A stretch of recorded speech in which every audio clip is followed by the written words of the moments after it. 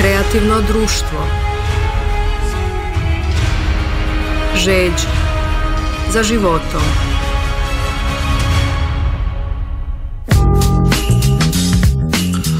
Dobar dan, dragi gledatelji, dobrodošli u emisiju Kreativno društvo, Žeđ za životom. Danas nas ima malo više nego što nas ima inače, što u biti znači da imam gosta u studiju. 8. je mjesec kao godišnji odmora ili kako kome, ili nekome je, nekome nije, jel?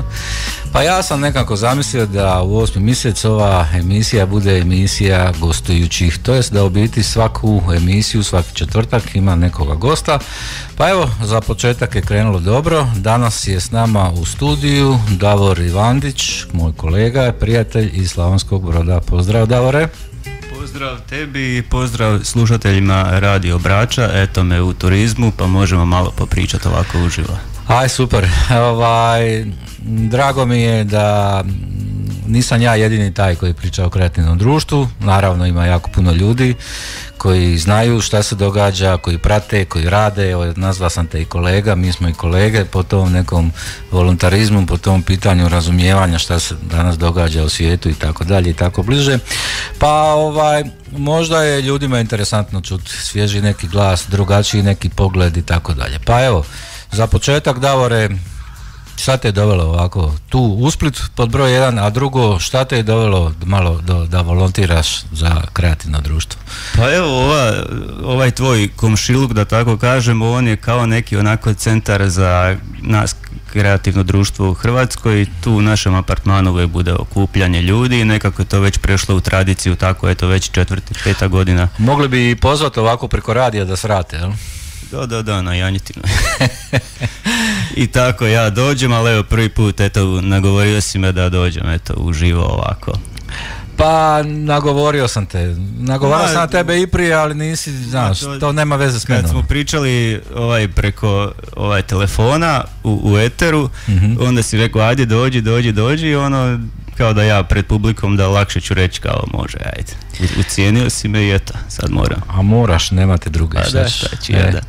Kao, kako si rekao malo prije, misli, ajme šta ja sad sve moram raditi za kreativno društvo, čak i na radio moram ići da ljudi slušaju gluposti koje ja imam. Pa da, ja više volim biti zavučen tamo na kompjuteru u sobi i prevoditi to što radim nekako najbolje, ovako javni nastup, eto to mi baš ne leži, ali došlo je vrijeme i za to. Ko čak neću ja.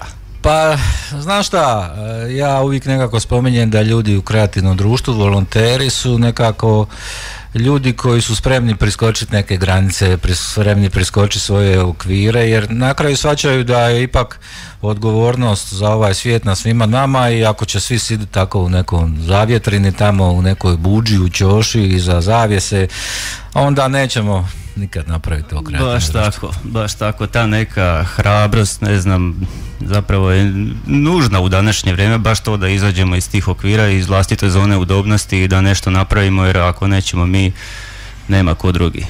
Da. Davore, ti si iz Slavonskog Broda, imali smo prošli, ne znam, prije 10 dana je poharala taj dio Hrvatske. 2 tjedna, točno 2 tjedna otprilike, malo manje možda. Tako? 15 dana. Je bilo.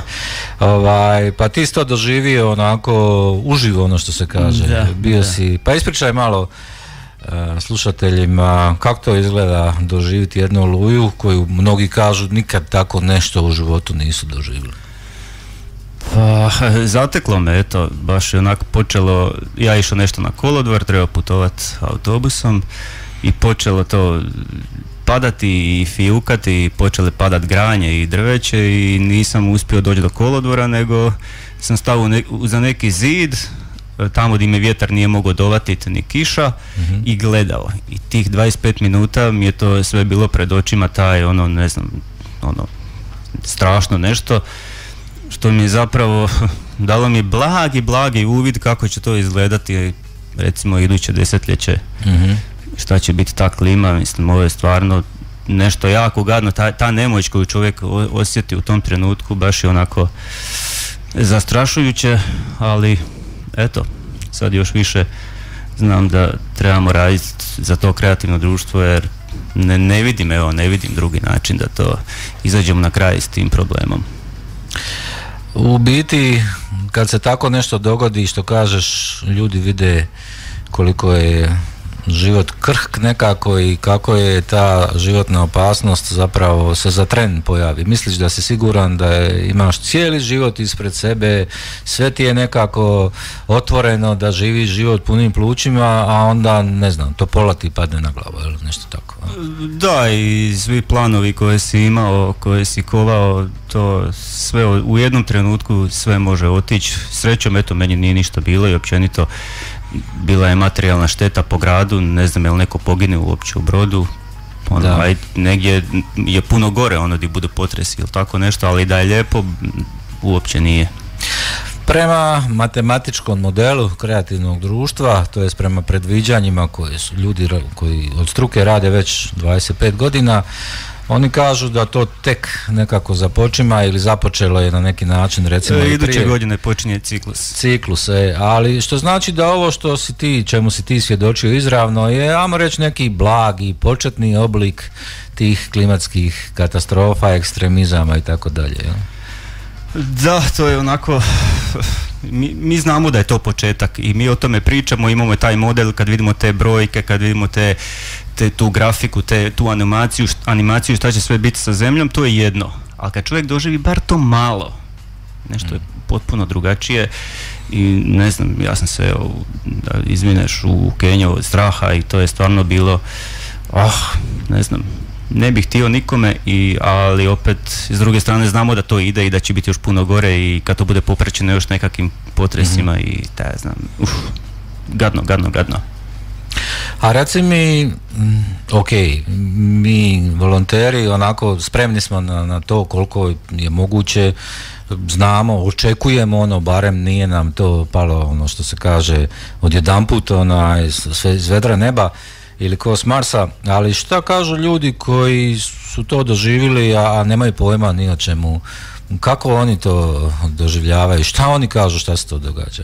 Pa, razna mišljenja, neki kažu pa dobro, eto sad je to je bilo i prije, ne znam, 50-60 godina. Prije 30 godina je bilo, pa dobro, ljudi su preživjeli, to se tak ponekad događa, znači nemaju pojma. Ovi drugi gledaju TV pa misle da je to od ovih CO2 i te stvari koje su mainstream, i oni treći okorjeli teoretičari zavjera koji će, ne znam, okrivljavati harpi i ta klimatska oružja, ne znam dok ne budu sami sebi već zvučali smiješno. Tako da ima raznih tih mišljenja, ali ne znam, mi koji smo tu u kreativnom društvu znamo za to istraživanje koje, kako si rekao, preko 20 godina već traje i koje se potvrđuje do danas već 10 godina se događa točno onako kako je predviđeno, a ono što se dalje treba događati prema tom matematičkom modelu nije ni malo veselo.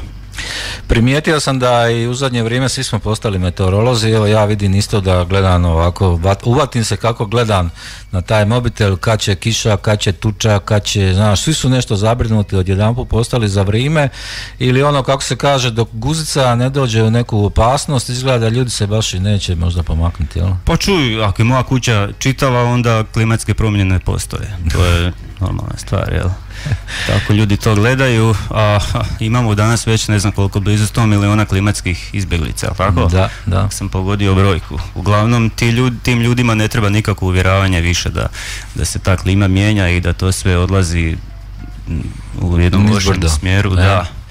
A ovi drugi ne znam, ljudi, šta da kažem, kako da uvjeriš nekoga, ti znaš da ide neka opasnost da se približava i pokušavaš to reći, ali ljudi to, neki ljudi naravno ne žele jednostavno čuti, kao da ne žele da im neko poremeti taj njihov mir, tu zonu udobnosti koju su valjda gradili godinama i sad napokon imaju te neke planove, ne znam kada odem u penziju, kada kako će život biti lijep, ali onda mi ti dođeš i kažeš da pa neće to biti baš tako. Pratio sam malo, izgleda ok, bilo je u nas u Zagrebu, bilo je u Slavoniji, ne znam, u Austriji i tako dalje, i sad se to nešto ponovo kao ponavlja na neki način, ali recimo u Kini u zadnjih, ne znam, 2-3 dana šta ja, ono, pola Kine je doslovno poplavljeno, ne znam, metar ima vode, Kina koja je izvanredno komunalno opremljena, ti veliki gradovi, tako doslovno potopljeni, leže, odnoseni mostovi, garaže, auta plutaju okolo, jel? Je li to isto pokazatelj klimatskih promjena? To je pokazatelj da klima ne bira, ne zna ona gdje je koja država, ko narodnosti, ko ima kakve planove, nego samo udara gdje god stigne i ne znam, jednostavno ne znamo šta će biti sutra, evo. Pa, ali evo, recimo, zašto u zadnjih, ne znam, par dana gledam na TV-u, istina ja ne gledam puno, ali kad prođem doli u Matere i Split, onda vidim na TV-u šta se gleda, ali to se ne spominje se šta je bilo u Zagrebu, šta je bilo u Slavoniji, ne znam tamo, i to se spominje 2-3 dana, poslije se više ne spominje, ali svaki dan neko gine, svaki dan nekome se život odnese, u diljem svijeta ima milijarde, glupo reći milijarde, ali ima stotine tih klimatskih kataklizmi, katastrofi, raznih oblika u kojima ljudi ginu. Zašto se to ne prikaziva na TV-u? Zato što znanost nema rješenja. Oni ne znaju, možda znaju šta se događa, ali nemaju rješenja i neće to potencirati taj problem, jer kad se suoče sa, recimo, masom koja traži probleme, koja traži rješenja, šta će im reći? Neće im reći ništa. Znanstvenici koji već desetljećima primaju pare da proguraju tu CO2 agendu, jednostavno sad vide da su pogrešili i šta će? Evo, šta da radi? Potrošački sustav i dalje djeluje i dok se para okreće nećemo talasati, a šta će biti sutra, to ne znam. Dobro, Davore, za početak, evo, ajde Žele, daj, stavi nam jedan glazbeni broj da malo odmorimo.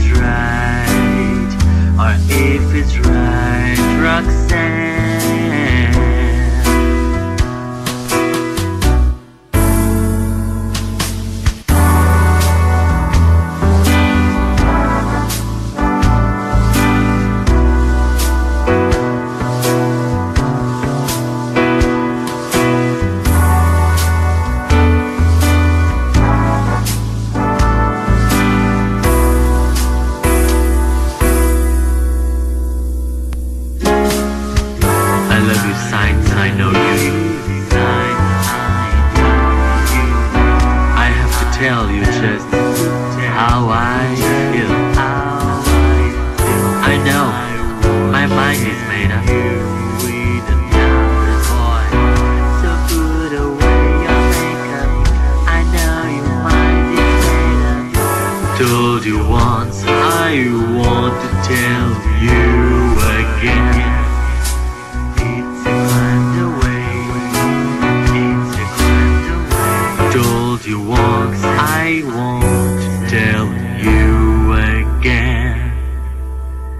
It's a crime to wear, Roxanne.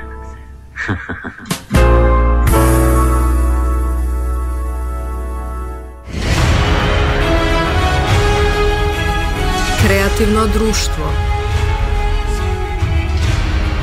Žeđ za životom.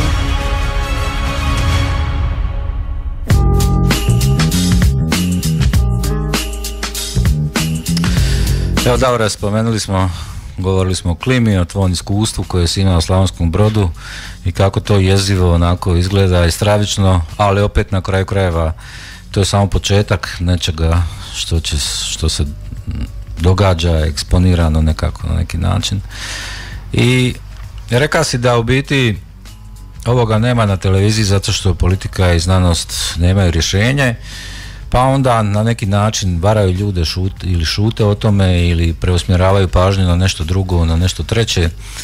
Jedan je interesantan primjer da je dobitnik Nobelove nagrade za prošlu godinu za fiziku John F. Clauser, koji je javno rekao da ovi model klimatskih promjena koji službena, recimo to tako, politika ili mediji guraju, a to je kao utjecaj, antropogeni utjecaj na klimatske promjene, zabranjen mu je govor na nekom skupu Međunarodnog monetarnog fonda ili nečeg drugog. Bio je pozvan, ali kad su shvatili da je on takozvani climate denier ili poricatelj, onda su mu rekli da ne može govoriti. Dakle, dolazimo do te točke da više ni Nobelovci, koji su kao, recimo to tako, ljudi najviše kategorije akademske, koji su najviša priznanja u znanstvenom smislu, zabranjeno im je govoriti. Da, ja bih rekao da je to jako opasno. Znači ta službena priča o CO2 kao i poricanje klimatskih promjena, da se one uopće događaju, to je jako opasno. Ne samo da je, ne znam, glupo, ali je jako opasno, što nas može jako puno koštati, jer svaki dan koji odugovlačimo i bavimo se tim nekim, ja bih rekao, trećerazrednim brigama taj CO2, na primjer, da nas to sve više odugovlačimo rješenja, a istovremeno ta sile inercije djeluju i kasnije će biti sve teže zaustaviti ove klimatske te katastrofe. Pa ali, ajmo reći ovako, kao ljudi kažu da politiku nikad nije ni brigalo za ljude, šta briga na vlasti nekoga, za običnog čovjeka i tako dalje. Pa ako treba, ne znam, poginuti veliki broj ljudi, ako treba, ne znam, ali da oni i dalje ostanu na tim pozicijama, vjerovatno su oni spremni lagati do zadnjeg trena i manipulirati, varati i bilo šta raditi i na kraju krajeva govoriti, ne znam, bilo šta, ali kao što vidimo, sve ti njihovi modeli i sva rješenja koja oni nude doslovno nisu pokazali apsolutno nikakav rezultat. Pa dobro, ne znam ko, mislim, se još uzda u političare, to ne znam, mi imamo eto 30 i koliko, 2-3 godine te demokracije takozvane, negdje je to 100 godina i mislim da je već više nego očito da političari, kako si ti rekao, da ne misle uopće na narod i čak i ako budu, kad dođu na taj neki položaj, ako imaju dobre namjere, vide da u ovom potrošačkom modelu zapravo to nije, to tako ne ide, jednostavno da ne mogu ni oni ispravljati krive drinje i da jednostavno počnu teći niz struju i rade ono što rade i svi prije njega i koji će svi nakon njih raditi. A na nama ljudima je da to spriječimo i jedini koji to možemo smo mi. Ako se mi organiziramo, bit će nešto, ako ne, mislim, ne vrijedi očekivati od drugih da preuzimaju odgovornost ako ćemo mi tamo, ne znam, praviti rupu u kauču gledajući te reality i ne znam šta, sport. Postoji jedna skupina ljudi koji nekako kolokvijalno nazivaju teoretičari zavjera ili nebitno sad, možda je to neki kažu da je to pogrdan naziv, iako po meni dapače čak i nije loš, jer ja mislim da je ovi cijeli svijet, pogotovo današnji sustav, jedna velika zavjera, ali ajmo reći da oni po defaultu djeluju suprotno od mainstream nekog govora. Dakle, ako vlada kaže, politika kaže postoje klimatske promjene, oni odmah kažu ne postoje nikakve klimatske promjene, a ovo što mi vidimo to je sve nekako umjetno izazvano. Tako da u biti čak i ako bi, ne znam, s mainstream medija ponekad došle i neke istinite vijesti, a recimo istinita vijest je da klimatske promjene zaista postoje. Dakle, ta neka skupina ljudi podržava tu neku protutežu u smislu sve što dolazi iz tih pozornica mora biti lažno, iz tog razloga klimatske promjene ne postoje. Pa evo, ja bi sebe nazvao čak teoretičarem zavjere, jer već godinama to proučavam i to je onako jedno zdravo, ja bih rekao, razmišljanje kad ti hoćeš vidjeti i drugu stranu i treću i da malo o tome onako promisliš, da ne prihvaćaš sve na gotovo kako ti služe preko tih vijesti, televizije i to, nego ideš vidjeti šta tu ima smisla, šta nema. Ali međutim postoje ljudi koji odu predaleko i u svojoj težnji da izbjegavaju odgovornost za događaje, onda terete te neke elite, neke te Soroše, te Rothschilde, šta ja znam, i oni su kao svemoćni i oni sve rade i onda mi tako bljujemo vatru na njih i čekamo da oni to nešto riješe, naprave. Pa čak i ako ne čekamo, nego nama odgovara, znaš, da mi ono po njima, da njih prozivamo, znaš kak sam ja, evo, ja sam vas kužio, ovo, ono, kao da nekog briga to što ti negoduješ, kao da će oni to prestati raditi. Tako da je to jalov posao i od toga nema ništa dok mi to ne uzmemo u svoje ruke i ne napravimo reda, nema kruva. Interesantno je da recimo mi volonteri kreativnog društva radili smo puno ovih konferencija i ima puno materijala, videa, brošura, tekstova, web stranica, društvenih mreža i tako dalje. I da je uvijek to zasnovano na nekim činjenicama, uvijek je zasnovano na nekim svjedocima, uvijek je zasnovano na nekim argumentima, materijalima, istraživanju, provjerljivo i tako dalje i tako dalje. Dok s druge strane postoji, s jedne strane postoji neka politika i vlada koja u biti, ne znam, ona ne može dokazati ni jednu činjenicu vezanu za ugljikov dioksid, ništa ne mogu dokazati u vezi onoga efekta staklenika, sve su to nešto rekla, kazala, priča ili takozvane, ne znam, politička znanost ili znanstvena politologija, nešto u tom smislu, i onda s te druge strane su ti teoretičari zavjera koji su malo otišli predaleko, koji stalno pričaju o nekom harpu, koji pričaju o nekim izazvanim olujama, umjetnim potresima, vulkanima, zagrijavanjem i tako dalje, a s druge strane nemaju nikakve, recimo, činjenice, nemaju nikakve argumente kojima mogu potvrditi te svoje priče. Ja bih rekao da imaju nekakve argumente, ali to je više onako neko je nešto uslikao i ne znam, bio neki čudni oblak i onda se to širi i niko ništa ne istražuje, nego svi prenose što je neko tamo rekao. Ali nema nikakve ovako, ajmo reći, dublje analize toga, ili barem ja ne znam, tako da ja malo nekad šetam Facebookom i gdje god puhne malo jači vjetar odmah, to je, znaš, to su ti avioni prskaju, ovo, ono, sve to. Ja ne kažem da to ne postoji, da čovjek, ti tajni neki birovi, da oni nemaju mogućnost utjecaja na klimu, ali ovo mislim što se događa svugdje baš. To ne možeš objasniti ni s pozicije geopolitike, ni ekonomije, nikako. Svugdje se događa, tako da mislim da to ne da pretjeruju, nego jako, jako puno pretjeruju ti ljudi koji žele za sve okrivljavati takozvane elite, ali to neće još dugo moći. Da, ili kako je neki rekao, ok, znači šta, klimatske promjene se ne događaju, pogledaj kroz prozor pa ćeš vidjeti da se događaju. To tajna oružja, tajni vojni eksperimenti, ili kako je rekao jedan moj prijatelj koji zna malo više, najdraže mi je kad neki na Facebooku kaže da on točno zna šta se radi u tajnim laboratorijima američke vojske ili ne znam obavještajnih službi i na Facebooku se o tome raspravlja. Šta ti misliš o tome? Pa mislim da to je jako tajni onda laboratorij kad neki tamo Facebook korisnik može doći do tih podataka. Pa da, recimo taj HARP činjenično je kao neko postrojenje na Aljasci kojega je vojska napustila još ima, ne znam, 15-20 godina, koji uopće više nije niti tajan, niti ništa, može svako ući u njega i pogledat šta taj HARP radi, od čega se sastoji, kakve su to antene, na kojim frekvencijama radi, kakvu snagu imaju, koja je svrha njihova i tako dalje. I kako se tako nešto što svak može vidjeti, što svak može na neki način pogledati, odjedanput pritvori u neku tajnu zavjeru koja doslovno je svemoćna, može pokretati oluje diljem svijeta i potrese raditi. Jel? Pa vrlo jednostavno, to je naše izbjegavanje odgovornosti, jer ako je neko drugi kriv, onda dovoljno da mi po tom nekom pljujemo i sve ok, a ako to nije tako, recimo ako su klimatske promjene bez utjecaja čovjeka, a onda moramo nešto raditi, onda se moramo pokrenuti, onda se moramo ujediniti, što je jako teško, jel?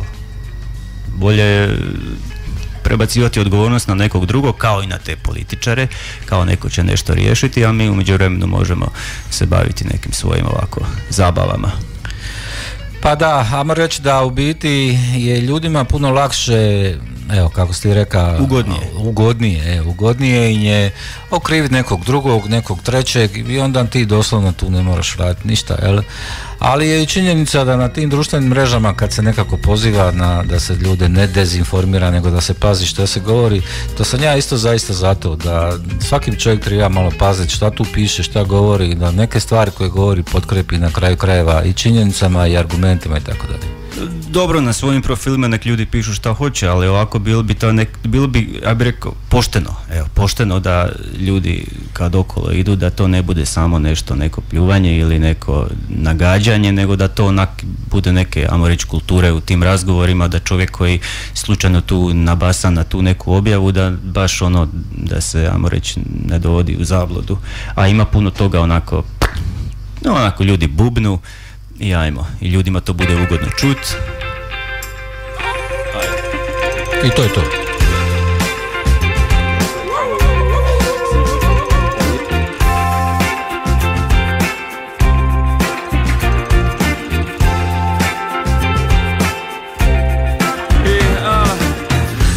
Zgađen, izgubljen, nađen, dođen, vidim, namrgođen, sidim, klikam na linkove, sve je laž, ne vjerujem nikome, pozdravljam frikove, frik sam i sam, pameti van, isto kak gavran, pametno doziram, valjam se u blatu, ne zaranjam, zapeli za kosture, ne možemo van, rodile nas majke, zbijene u gomile, ko nije s nama taj je izrodi kopile, krez zuba nada nam se kezi u face, neuništivi smo talog, sad na kace, sit se vrti, nema ništa s njim, gledan u tim i vozim svoj film, sidim u vali, čeka novi val, a more radosno umiva žal. Čovjek je skušija, sve je iluzija, vozim polako bez tenzija i pretenzija, i ne zna da sam iskrenija ili alkemija.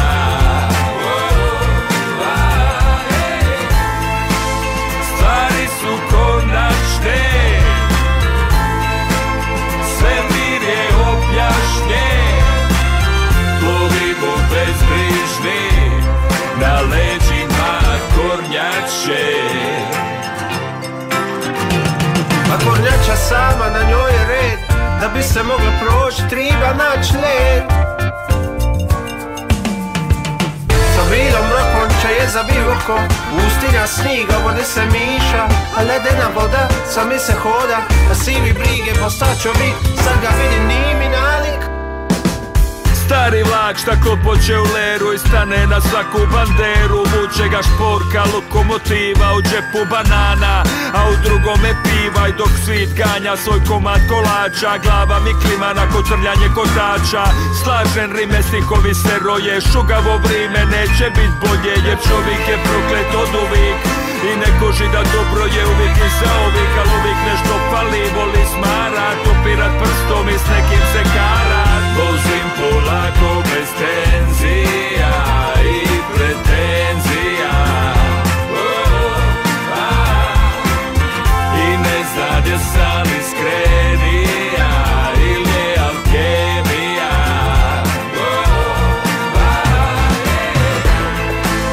Stvari su konačne, svemir je objašnjen, plovimo bez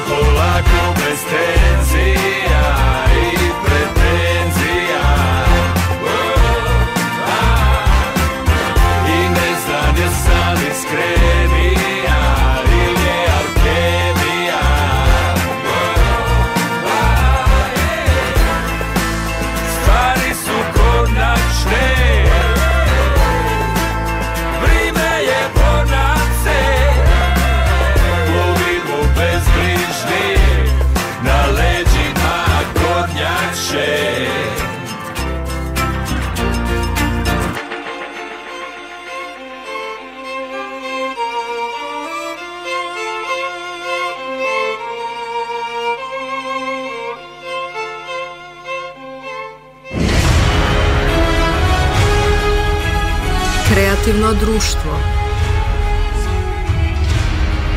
Žeđ za životom.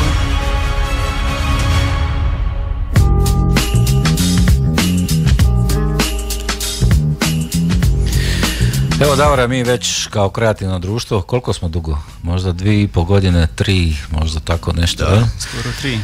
I pričamo o kreativnom društvu, benefitima kreativnog društva, ali pričamo i o potrošačkom društvu, jer teško je nekako ljudima shvatiti kako to mi možemo živjeti bolje ako ne shvaćaju gdje se zapravo sada trenutno nalazimo. I volonteri su jako često pričali i mi svi skupa i ovdje na radiju o nebulozama ovog sistema, o nepravednosti, o tome kako je ljudski život zanemaren i kako doslovno određene interesne skupine ili neki ljudi, neki otkriveni, neki skriveni, doslovno se igraju šaha sa cijelim čovječanstvom, cijelom skupinom ljudi, narodima i tako dalje i tako bliže, i to već zadnjih 6000 godina. I mi smo to nekako do sada sve radili iskreno, otvoreno, bez nekih problema. Međutim, u zadnje vrijeme su počeli neki problemi. To jest, počeli su određeni sudski procesi protiv volontera kreativnog društva. Pa evo, hoćeš malo slušateljima pojasniti o čemu se zapravo radi? Pa da, prvo bih rekao da problema imamo stalno, jer teško nam je doći do medija i ne znam, niko ne stoji iza nas, nikakva politika, nikakva religija, nikakvi novci, i teško nam je zapravo doći do većeg broja ljudi. Ali ono što je zanimljivo u zadnje vrijeme, da se u Rusiji, u jednom malom gradu od 15.000 stanovnika, se pokrenuo neki bizaran, totalno glup sudski proces protiv jedne naše volonterke iz Rusije, koja je u svom dućanu imala brošure kreativnog društva. Držala ih je, eto, tamo dijelila mušterijama, i došla je neka baba, starija gospođa, i pogledala tu brošuru i rekla da je to nešto, ne znam, što se njoj ne sviđa, neka, ne znam, ona je pravoslavna vjernica, i u toj brošuri je odlučila vidjeti nešto što njoj ne odgovara, pa je pozvala policiju. Policija je došla u rekordnom roku, vrlo sumnjivom brzinom, i onda je čitav slučaj je završio na sudu, gdje je kreativno društvo optuženo da radi neku misionarsku djelatnost.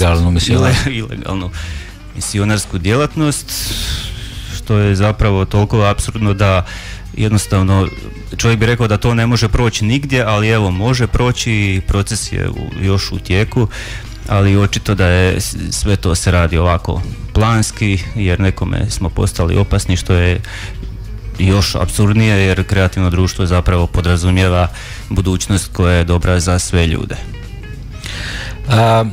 Interesantno je da u biti to je, recimo, taj postupak sudski je jedna, nazovimo to, kako se, sad utekla mi je riječ koja je bila dobra, jedna šablona, obrazac, na način na koji se želi ošutkat uvijek neke određene ljude, koji naravno govore nešto što nije u prilog određenim skupinama. U ovom smislu tu skupinu nazivamo međunarodna teroristička sekta, ili ti neki usijani koji zapravo vladaju cijelim svijetom. Dakle, način je uvijek isti, da nekoga ocrneš kroz sudski postupak, daš mu određeno ime, a u ovom smislu kreativno društvo je nazvano religioznom organizacijom, i samim time što je religiozna organizacija mora biti na neki način, ne znam, ili registrirana, i ne možeš se čime god da se baviš se time ilegalno.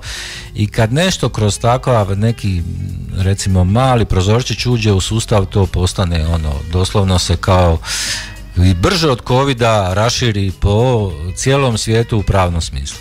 Da, iako ja to na neki način gledam kao potvrdu naše vrijednosti, našeg rada, i da smo već postigli i neku, ajmo reći, neki značaj, da je taka velika jedna organizacija koja nema svoje ime, koju mi tako nazivamo terorističkom, ono koji upravlja zapravo svim najvažnijim događajima, da se ona nas dohvatila.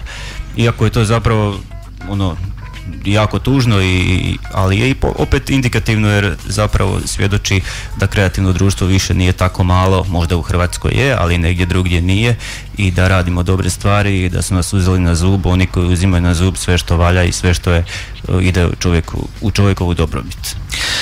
Trebalo bi naglasiti tu da prominentni igrači u toj cijelom postupku su Ruska pravoslavna crkva, i lokalni šerifi. I lokalni šerifi tipa sudac, državni odvjetnik, policija i tako dalje.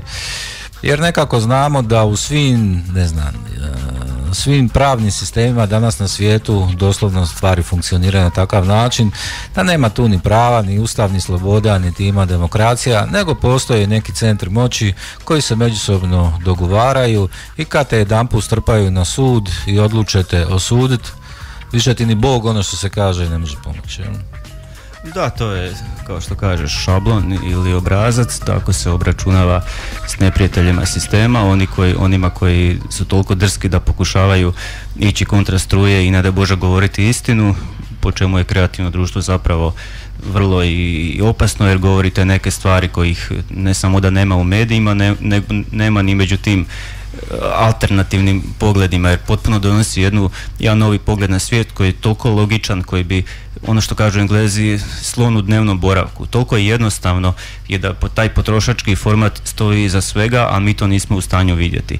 I tako jednostavno istinu donosi kreativno društvo, čime ugrožava status ljudi koje mi smatramo nekakvom elitom i zato se sada obrušava polako eto i na nas. Da. Interesantno je da u biti ovaj početni, hajmo reći, da ipak ta javnost ili veliki broj ljudi kad se okrene svoju pažnju prema nečemu, čak ni te elite, recimo to tako, ne mogu baš raditi onako što hoće i da se često znalo događati i da državni odvjetnici i u biti odustanu od nekih procesa ili tužbi ili neki pokrenu kada ljudi u velikom mjeri okrenu pažnju prema tom slučaju. Naravno, budući da su ljudi manje više zainteresirani sami sobom i eventualno ligom prvaka ili ne znam hoće li koliko je, ili Livaja da gol livom nogom ili je da desnom nogom, onda ovakve stvari nekako mogu proći mimo radara, da nikoga nije briga, ali zapravo može odrediti cijelu budućnost čovječanstva vrlo lako. Da, dok ne shvatimo da su tuđi problemi ujedno i naši problemi, jer imamo, ajmo reći, neprijatelja zajedničkog, a to je taj potrošački sistem, plus još klima, kod nam ovo nije dovoljno, još imamo i klimu da nam prijeti, i dok to ne shvatimo da smo svi zapravo, ako ne obitelj, onda bar onak prijatelji bismo trebali biti i paziti jedni na druge, i kad se nekom dogodi nešto loše da ne okrenemo glavu, nego da zaista se tu angažiramo.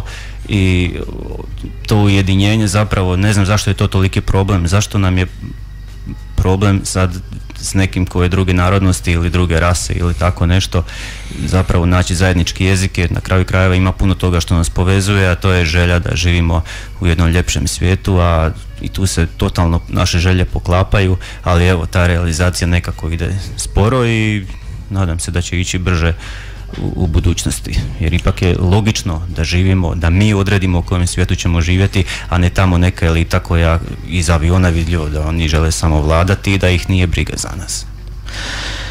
Da, slažem se, ovo si super reka, pa da ništa ne kvarim, ajmo jednu zasvirat pa ćemo završiti emisiju. Ajde.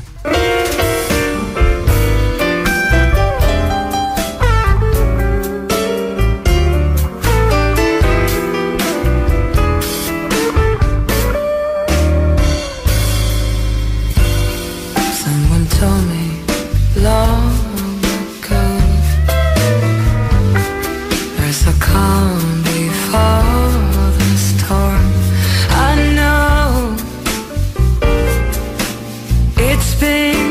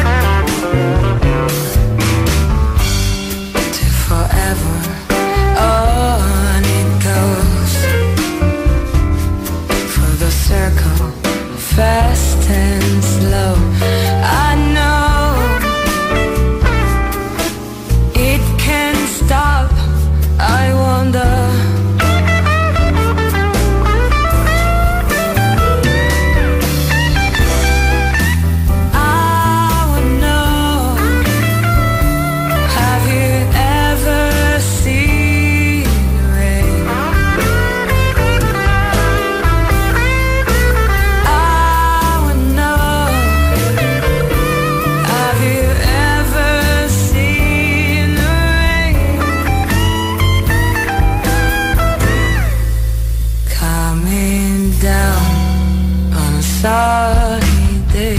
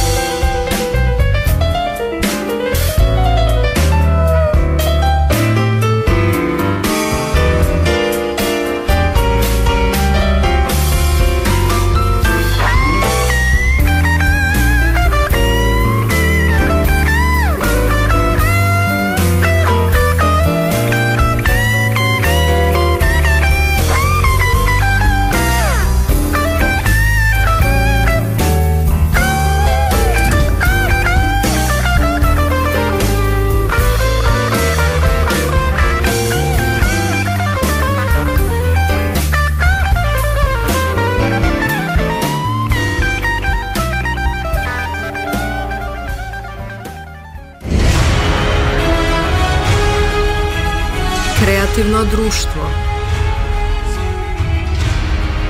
Žeđ za životom.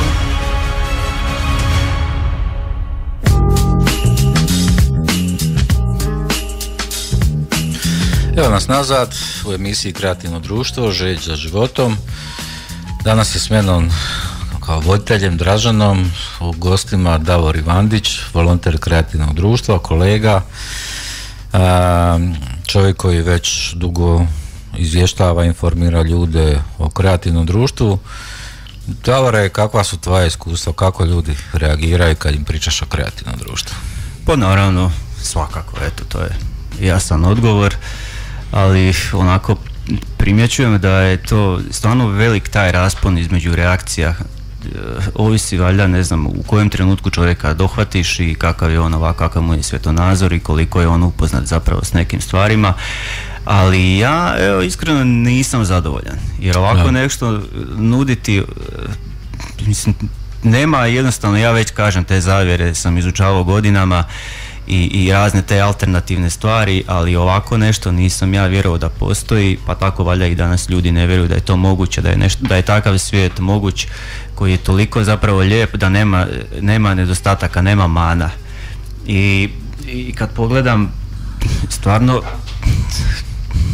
nemam, ja bih volio da imam neki čarobni štapić pa da ljudima prenesem ono što ja znam o kreativnom društvu i da to nekako ljudima uđe u glavu koliko je to zapravo lijepo i da zapravo stvarno nema nedostataka, da je sve što je po tom pitanju kreativnog društva, sve je pozitivno i jedina razlika zapravo između nas volontera i ostalih ljudi je znanje, manjak informacija kod običnih ljudi, ne znaju koje su to sve blagodati koje nas čekaju ako jednog dana uspijemo osnovati kreativno društvo i to je to zapravo. Dakle, drugim riječima, ljudi kad bi znali, svi bi nas podržali.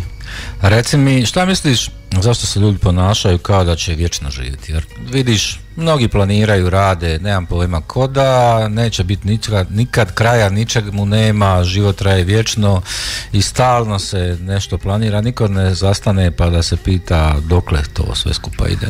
Pa zato što im je lijepo ovako. Misliš? Pa nije, ljudi se žale, nije im lijepo, ali žale se, ali tako to mora biti.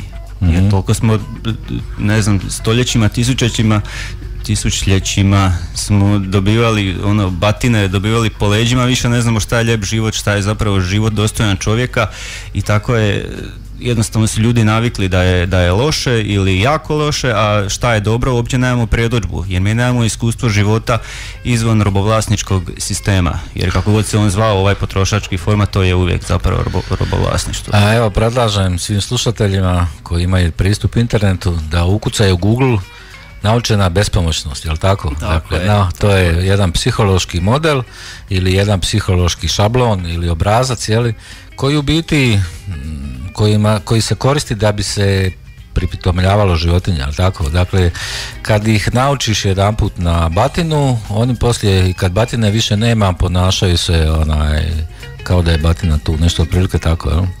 Pa da, jednostavno, baš tako kako si rekao, još bi tu možda ima veze sa ovim štokholmski sindrom, isto je tu, mislim da bi našao mjesta u objašnjenju svega toga, Ali dobro, mi radimo ono što moramo, mi iz kreativnog društva, mi znamo za neke informacije koje drugi nemaju i naše je da ih širimo, a kako će to ljudi prihvatiti, to je na njima i bit će onako kako treba biti. Mi ćemo do zadnjeg trenutka to raditi, a sad na nama je, na čovječanstvu je da odlučimo u kojem ćemo svijetu živjeti i ako svi trebamo otići bez traga, onda će tako biti i ok. Znači, kako si rekao malo prije, off the topic, jer ti ljude dijeliš na volontere kreativnog društva i na one koji će to tek postati, jel? Tako je, i to je dobro, a i malo je to optimistički, jel? Ali ja zbilja priželjkujem da ljudi u najmanju ruku da se upoznaju, pa će onda vidjeti šta je to zapravo kreativno društvo i koje blagodati donosi volontiranje. Tu nema nikakvih novaca, nećete ništa zaraditi ljudi, možda vam niko ne kaže ni hvala, ali ćete vrlo dobro znati zašto to radite, jer stvarno mislim da je vrijedno. Da. Pa evo, moje iskustvo u zadnjih 2-3 godine, od kad se mi družimo po tom pitanju jednog te istog cilja, se može zaista jasno vidjeti da udružena skupina ljudi sa istim ciljem, koje nema nikakvih sakrivenih motiva ili motiva da neko vlada nad nekim, je zaista vrlo učinkovito i može napraviti jako puno. Tako, eto, za 0 kuna koliko smo mi materijala proizveli, to je stvarno zadivljujuće, ali evo, pošto smo na kraju, pozdravljam sve ljude i pozivam ih da nam se pridruže u volontiranju, jer stvarno je ispunjavajuće. Eto, dragi slušatelji, bio je to Davor Ivandić, moj gost. Kroz 8. mjesec imat ćemo još gosti, iznenađenje, nećemo kazati koji su. Uključite se sljedeći četvrtak u isto vrijeme, na istome mjestu, pa ćete čuti, a do tada srdačan pozdrav od Davora, Dražena i Žele. Kreativno društvo. Žeđ za životom.